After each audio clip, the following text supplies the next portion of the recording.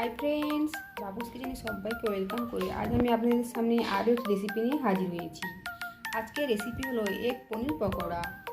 খেতে খুব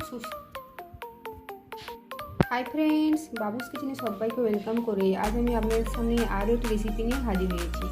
আজকের রেসিপি হলো এগ পনির পকোড়া। এটি বানানো যেমন সহজ, খেতে কিন্তু দুর্দান্ত হয়। তার জন্য রেসিপির দিকে আমি কীভাবে বানিয়েছি এই এগ পনির পকোড়া, আর ভিডিওটি স্কিপ না করে লাস্ট পর্যন্ত দেখার জন্য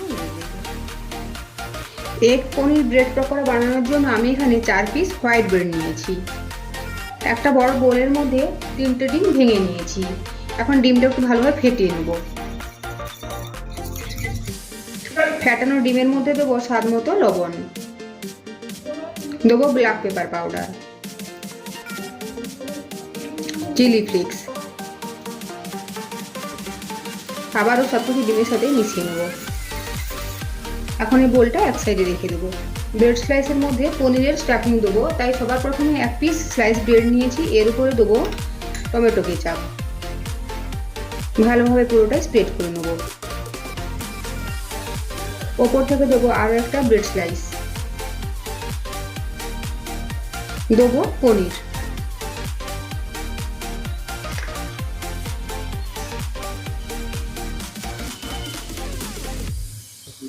পনিরের উপরে অল্প পরিমাণে লবণ ছড়িয়ে দেবো। দেবো অল্প করে গোলমরিচের গুঁড়ো বা ব্ল্যাক পেপার পাউডার। ওপর থেকে দেবো আরও একটা ব্রেড স্লাইস, আর এই ব্রেড স্লাইসের ওপরে দেবো গ্রিন চাটনি।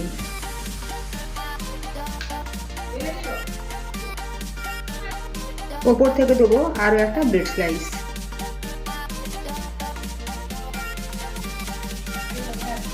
এখন এই পনিরের স্টাফিং দেওয়া ব্রেড স্লাইসগুলো মিডল থেকে এভাবে কেটে দেবো।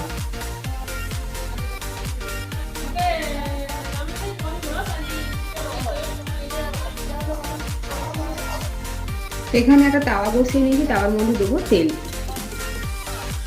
গরম হয়ে গিয়েছে, আর এদিকে এই যে ব্রেডটা আমি হাফ করে নিয়েছি, এটা এখন ডিমের মধ্যে এভাবে ডুবিয়ে নেব। ভালোভাবে ডুবিয়ে নিয়েছি এপিট ওপিট করে। এখন তেলের মধ্যে বা তাওয়ার মধ্যে দিয়ে দেব। ঠিক একইভাবে আরও একটা পার্ট এভাবে দিয়ে দেবো।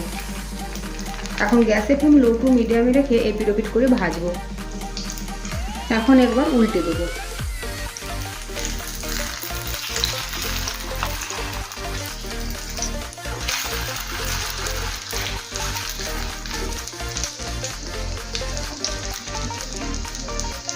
চারিপাশটা এভাবে উল্টে পাল্টে ভেজে নেব।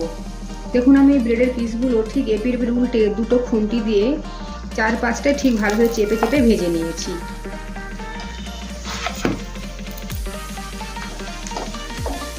এখন তাওয়া থেকে একটা প্লেটের মধ্যে নামিয়ে নেব।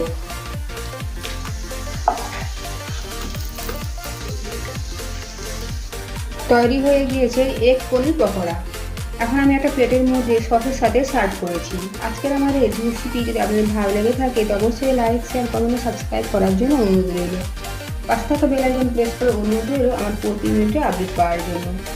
ভালো থাকবেন, সুস্থ থাকবেন। ফিরে আসছি অন্য কোনো রেসিপি নিয়ে।